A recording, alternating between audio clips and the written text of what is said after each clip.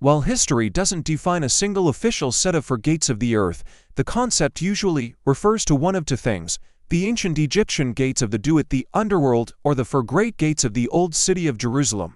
However, in a global historical and mythological context, four specific gates are often cited as the most significant anchors of the ancient world. The Ishtar Gate, Babylon, Iraq, constructed around 575 BC by King Nebuchadnezzar II. This was the eighth gate to the inner city of Babylon.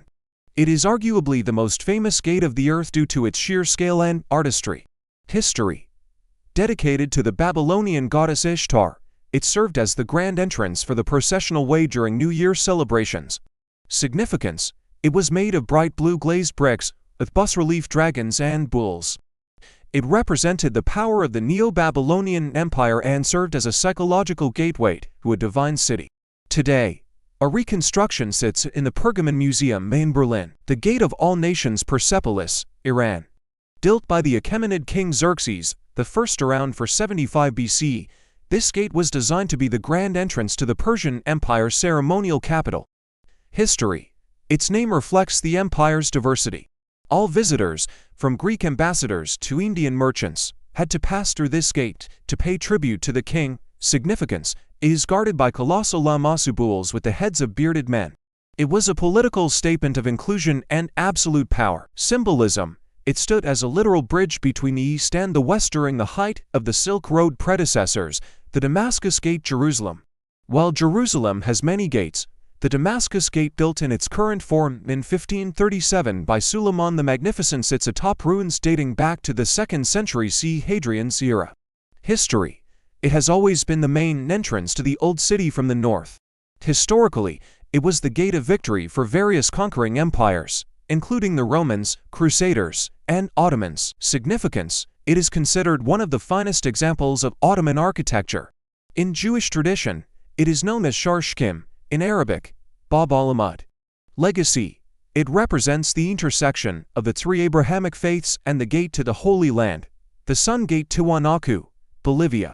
Moving to the Western Hemisphere, the Puerta del Sol is a megalithic solid stone arch constructed by the Tiwanaku culture between 500 to 950 CE. History. Unlike the others, this wasn't a city gate, but a ritualistic one. It was carved from a single block of andesite weighing approximately 10 tons. Significance. The carvings depict the Virakaka, the creator god, holding two staffs. Scholars believe it functioned as an astronomical calendar, marking the exact position of the sun on the horizon during solstices. Legacy. It is known as the Gate of the Earth to the Andean people, linking the terrestrial world with the solar cycles. Comparison at a glance. Gate. Ishtar Gate. Location. Babylon. Era. Approximately 575 BC. Primary function. Religious procession. Gate of All Nations, Persepolis, approximately 475 BC. Imperial diplomacy. Damascus Gate, Jerusalem, 1537 CE. Current commerce and defense. Sun Gate, Tiwanaku, approximately 600 CE. Astronomy and ritual. In historical and mythological contexts, four gates typically refer to the symbolic or functional entrances of great ancient capitals or the spiritual thresholds of the afterlife. The four gates of the Forbidden City, Beijing, China. Completed in 1420, these gates align with the four cardinal directions and once regulated every aspect of imperial life. Meridian Gate, Wuhan, South. The grand main entrance, where the emperor issued edicts and received victorious generals. It is famously U-shaped with 5 openings. Gate of Divine Prao, Shen, Wuhan, North. The back gate, used by the empress and court members. It was also where the last Ming emperor fled before his death in 1644. East Flower Gate, Dongguamen, primarily used by officials and for transporting materials, like firewood. West Flower Gate, Shihuamen, historically used for the imperial family's private transit and the transport of water from the western hills. The four gates of the Egyptian underworld do it. Ancient Egyptian funerary texts, such as the Book of Gates, describe a journey through 12 gates, but the first four represent the most critical transition from life to the afterlife. First gate, the threshold of the horizon, where the deceased must recite spells to prove they belong in the spirit realm. Second gate, guarded by the treacheries, this gate tests the soul's purity. Only those pure of heart may pass. Third gate, blocked by a powerful guardian. The soul must use hidden knowledge from the Book of the Dead to proceed. Fourth gate represents the crossing of a gray underworld river similar to the Styx, marking the point of no return for the soul. The four ancient gates of Rome's Servian walls. While Rome eventually had dozens of gates, the original 4th century BC Servian walls defined the city's early boundaries, with several key portals. A double arch near the Capitoline Hill. One side was the Porta Celerata Cursed Gate, named for a military disaster, while the other was the Porta Triumphalis, used only for victory parades. Porta Esquilina, still visible today, is the Arch of Gallienus. This gate led to major highways like the Via Labicana. Porta Capenon, the most famous southern gate, it served as the starting point of the Appian Way via Appia, Rome's Queen of Roads. Porta Collina, the northernmost gate, infamous as the spot where Hannibal camped his army into 11 BCE during his attempt to besiege the city. The mythological gates of Hades, ancient Greece. In Greek mythology, these weren't city gates, but physical clefts in the earth believed to lead to the kingdom of the dead. The 12 gates of Duat. To the ancient Egyptians, death was not seen as an end but the start of another journey through the Duat, the Egyptian underworld.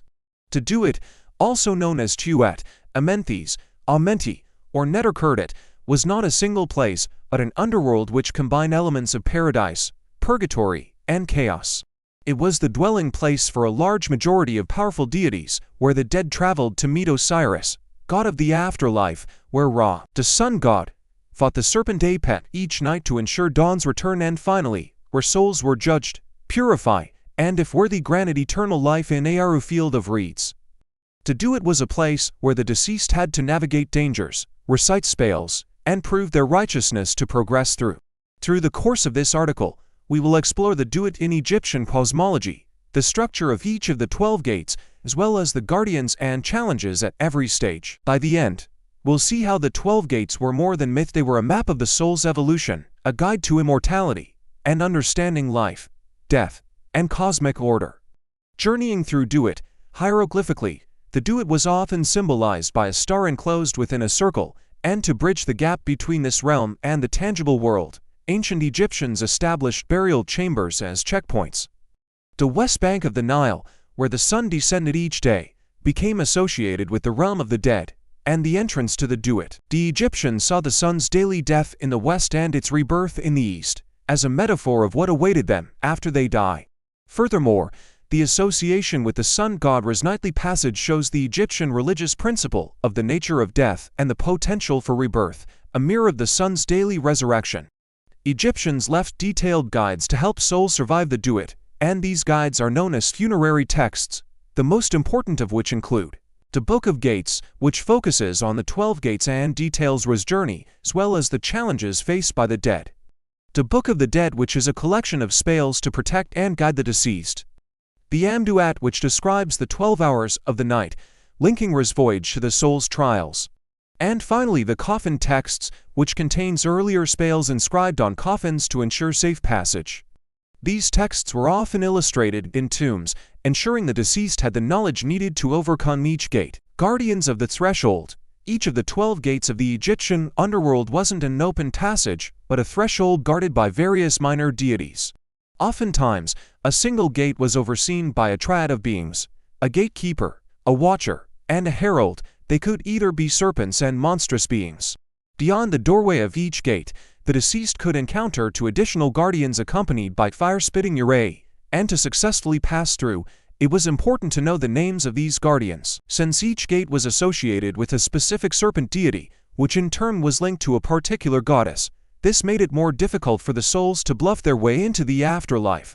The funerary texts provided this necessary information to the deceased, as the names themselves hold a certain power, and reciting them correctly would establish a proper relationship with the entities guarding the gates. The 12 gates of Duat. The entrance. This is the first star where Ra arrives as Khepri, the dawn scarab, to begin his nightly voyage. At the gate are the guardians, gods of the west, spirits of the dead, and here the soul is challenged to shed all traces of the mortal world behind. This first step symbolizes a soul's willingness to dive into the unknown. Trials of the dead. The second hour leads the soul down a gateway guarded by creatures known as treacheries, and the principal guardian deity called Swallower of Sinners. The deceased must go through a series of trials designed to test the worthiness of their soul, and only those souls deemed pure of heart could successfully pass through and continue their journey. On the other hand, as boat proceeds through the Duat, it reaches a door guarded by the serpent Set, watcher of the desert. Beyond the door is eternal darkness until the sun god manifests in his divine form. Down figures, referred to as both damned and blessed by Ra, surround the solar bark in this hour, piercing of ambers. Just beyond the door of this third hour, which is named Piercing of Ambers, where Ra calls for fire into the dark corridor, illuminating a lake of fire which he crosses on his bark. For souls of the dead, they must cross a fiery lake, assisted by mummified spirits, as a purification by fire of sorts. The guardian snake of this gate is known as Stinger, while the portal itself is personified as the goddess mistress of food. Additionally, jackals are depicted watching over the lake of life, a place forbidden to the dead as it is where Ra draws his vital breath. The river of the dead, in the Book of Gates, during the fourth hour, Ra is bathed in darkness while his bark is pulled along by four deities, until it reaches a structure containing 9 shrines, with each shrine containing mummified gods, identified as the gods who follow Osiris, who are in their abodes. These deities are responsible for protecting the Ba, or soul, of the deceased. As for the deceased, they must pass the jackal-headed guardian gods, Oentekmi, as well as the serpent Tekahra to progress to their next challenge, crossing the underworld's river like the Greek Styx. Here, Osiris watches as ethnic groups Egyptians, Nubians, Libyans are assessed, showing universal justice. Throne of her lore, the fifth gateway named Throne of her lore, is guarded by the serpent called the All-Seeing Eye, as well as 12 mummiform gods, leads the soul to a chamber of flames, where only those who could withstand the intensity of these flames without suffering harm were guaranteed passage onward. The fifth hour in the Book of Gates is when Ra's solar bark is pulled by the 4 gods of the Duat towards 9 deities who are holding the chaos serpent, Apep. In front of these 9 gods are an additional 12 gods, who are designated as the souls of the men who are in the Tuat. Ra then orders the binding of Apep, the chaos serpent, preventing it from traversing the gateway. The Gleaming One, before continuing on its journey, the soul has to confront the guardian serpent of the 6th gateway called the Hidden Eye in order to move forward. This challenge is symbolic for the soul's overcoming of inner darkness. As for Ra, once he has undergone Osiris' judgment in the Duat, he passes through this 6th gateway and reunites with his Ba, or soul. In the depictions of this hour, mummies armed with tridents are shown protecting Ra from Apep during his reunification. After this, he breathes life into the mummies that guard him, and punishes his enemies by either beheading them or tossing them into the lake of fire. The gate of this hour is named the Gleaming One, and emphasizes triumph over adversaries. Gate of the Fiery Heat, the 7th gate is guarded by the deity One who seizes with his eye, who is in turn protected by the serpent face of flames, and leads the soul to the Hall of Judgment, Hall of Mat, where Anubis weighs the heart against Mat's feather of truth on a golden scale. A heart heavy with sin would tip the balance, triggering Ammit the Devourer to consume it, erasing the soul from existence, while pure souls received the Sa-glorified body and are rewarded with fertile fields of grain. Osiris himself would preside at this gate, making the final decision on whether a soul deserves eternal life or was destined for oblivion. In this hour, 12 men who carry mat feathers, proof that they have been judged to be truthful and goat, come before Ra and require provision for the afterlife. Conversely, those who were judged to be evil are tied to Geb, the earth god's jackal-headed stakes, for punishment. Exalted in veneration, the 8th gate, exalted in veneration, is where the soul begins its transformation in earnest, a process of renewal where it sheds its earthly form and moves closer to divinity.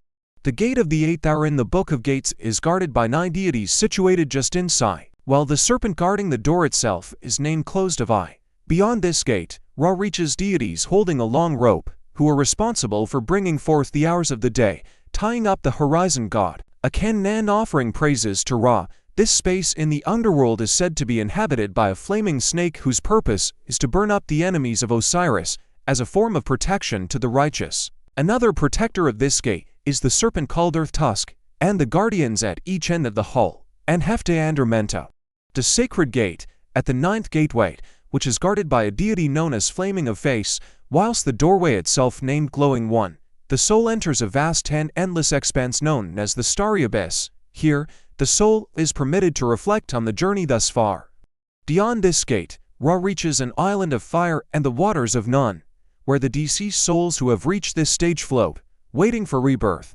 The island of fire in this hour is where the god Horus is depicted burning those who have been condemned for committing evil acts against the sun god. The gate is named the Sacred Gate, protected by the serpent Setu, and Hall guardian serpents, Nemi and Kafi.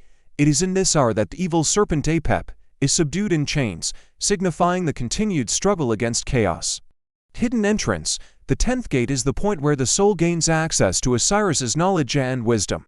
Osiris grants this wisdom only to those souls who had proven their worth through the previous trials. As Ra continues through the 10th hour, his fight to defeat Apep continues.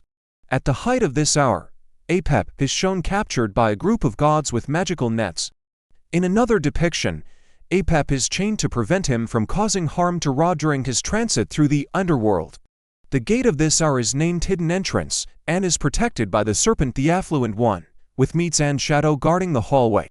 During this hour, Apep is also shown being attacked with knives by various deities, and several gods of light and stars appear in anticipation of the sun god's imminent return to the sky, heralding the coming dawn, mysterious of approaches. The 11th gate leads the soul to Aoru, or the Field of Reeds, a paradise where souls who had successfully overcome all the trials of their journey would find their final rest for eternity, as well as solace and comfort in the company of loved ones who had died before. In the Book of Gates, Apep is still captured in the 11th hour and is punished by the 4 sons of Horus and Geb. Following its destruction, Ra is surrounded by protective deities who guide his path through the sky. At the gate of this hour, there are 2 scepters depicted, one belonging to Osiris and the other to Horus, both bearing inscriptions that praise Ra and speak of his soul and body residing in both heaven and earth. This gate is called Mysterious of Approaches and is under the protection cat-headed god Miyuti. It is also named the Gate of Sacred Power and is protected by the serpent known as Lord of the Dawn and Enveloper, with the guardians of the hall being Pi and Akaki. Tezert Bayu. The final gate is named Tezert Bayu, with the bearded god Pi standing at its entrance and Akaki at its exit, and the goddesses Isis and Nephthys offer their protection in the form of snakes. Tezert Bayu is the culmination of the soul's journey, the point where the soul ascends to attain eternal life in the realm of the gods.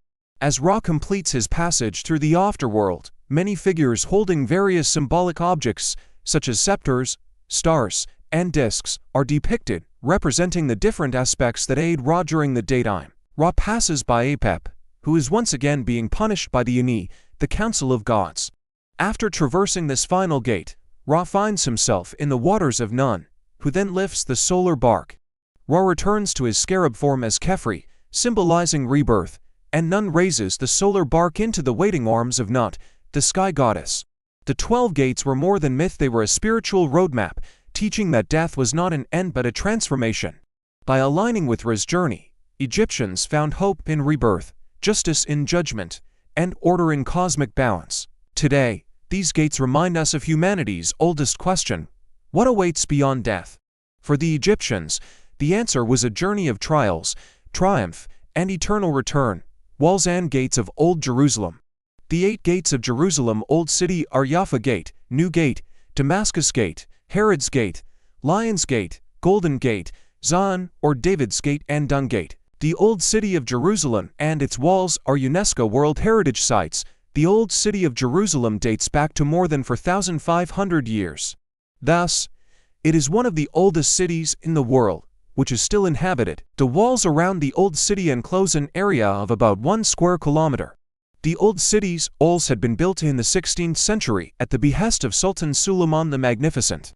Additionally, over centuries, a rampart's walkway had been built, offering a breathtaking view of Jerusalem and its neighboring. Around the historical walls, there is a green belt of flowers, gardens, green pathways, and archaeological parks. There are 8 gates inside the Old Jerusalem city's walls. Only 1 is sealed, and the other 7 are absolutely functional. The 4 main gates are Damascus Gate, Jaffa Gate, Lion Gate, and Zion Gate. The 4 main gates coincide with the 4 directions of the compass, and they pointed to the main cities of Israel. On the Jaffa Gate, there is an inscription of Sultan Suleiman, who ordered the construction of the Old City's walls in 1538. Among the 7 gates, The Jaffa Gate is the busiest one, and it faces the west in the direction of the ancient port of Jaffa. The New Gate is the newest and highest one. It faces north, and it was built in 1887 as a main entrance to the Christian quarter. The Damascus Gate is the main entrance to the Muslim quarter. It is featured by a narrow passage, a stone bridge and an amphitheatrical plaza. The Damascus Gate faces the north in the direction of Nablus and Damascus. The Gate of Herod faces the north as well, and it is also well known as the Flower Gate because of the floral decorations engraved on its frontage. The Portal of Lions Gate has a front with heraldic lions on both sides. The Ottomans restored this gate in 1538, and it is also named the St. Stephen's Gate. This gate faces the east in the direction of Jericho. The Golden Gate, or Gate of Mercy, faces the east, and after the Jewish traditions, it would be the gate through which the Messiah would enter Jerusalem. Nevertheless, the Arabs sealed this gate for many centuries to prevent the entry of the Messiah. Zion Gate, or David's Gate, is on Mount Zion. It faces to the south in the direction of Hebron, and it was erected for the will of Sultan Suleiman in 1540, an area with old walls that were dating back to the Hasmonean and Herodian periods. Dun Gate faces to the south, and it is considered as a back door. It is the entrance that is closer to the Kotel, i.e. Western Wall or Wailing Wall. During the Roman domination, Jerusalem was destroyed and rebuilt, and the Romans built two main roads, one from north to south and the other from east to west, creating four sections that nowadays correspond to the four quarters of the Old City: the Jewish, Muslim, Christian and Armenian. The four quarters of the Old City of Jerusalem. There are four districts in the Old City of Jerusalem: the Jewish, Arab, Christian and Armenian quarters.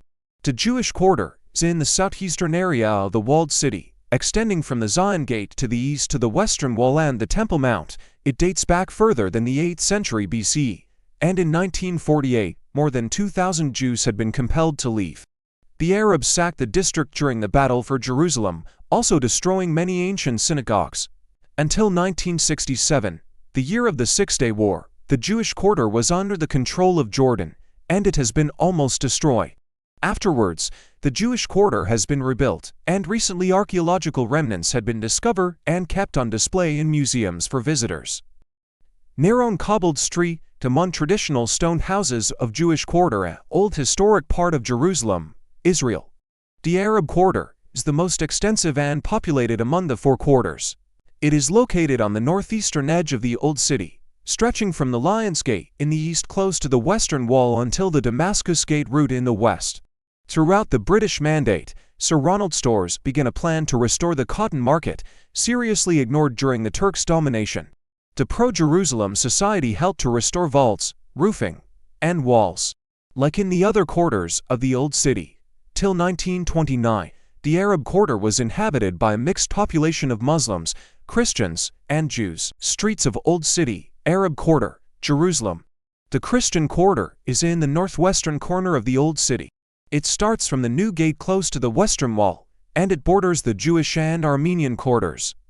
This quarter includes the Church of the Holy Sepulchre, one of Christianity's holiest places.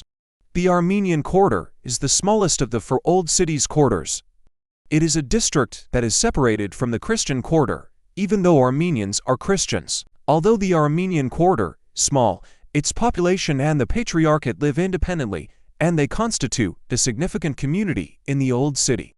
Following the 1948 Arab-Israeli War, the four quarters of the Old City began to be ruled by the Jordanian government.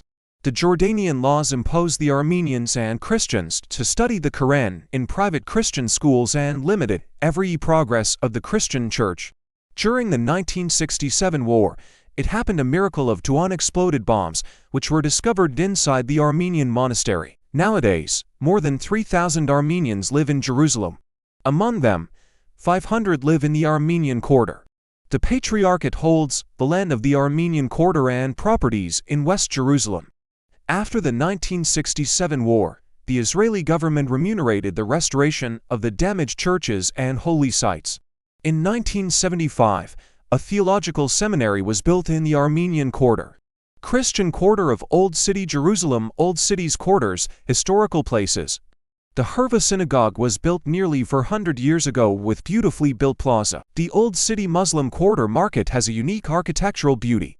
The facade has been refined and restored. The shutters, windows, and other appliances have been repaired. Additionally, the roofing of the main street has been renewed employing wood and copper, the alleyways repaved, and modern foundations have been included. The Via Dolorosa has new paving, and the stones are arrayed to symbolize the crosses stations. The ancient paving stones are arranged with recent Jerusalem stones, affecting an emotional sense for Christian travelers. The Church of the Holy Sepulchre was destroyed in 1833 because of a fire and in 1926 because of an earthquake. It has recently been renovated. The Old City of Jerusalem is an unusual combination of antique and new elements, a historical cabinet, a hometown for several cultures and religions, and an active business area.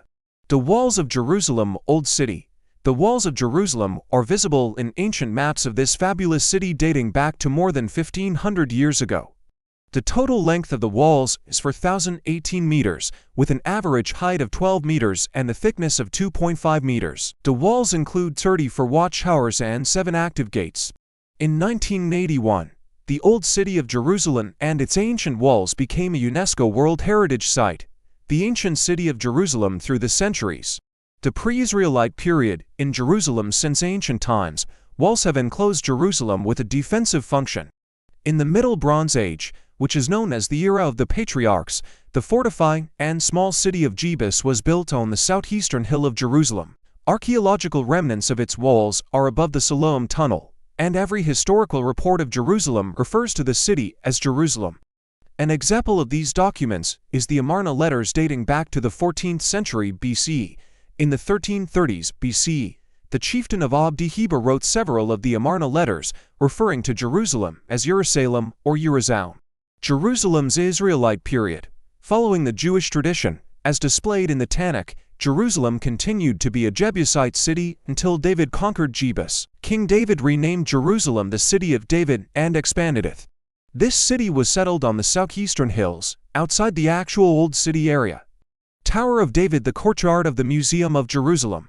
Solomon, David's son, built the first temple on top of the hill above the city, i.e. the Temple Mount, and he enlarged the city walls to preserve the temple.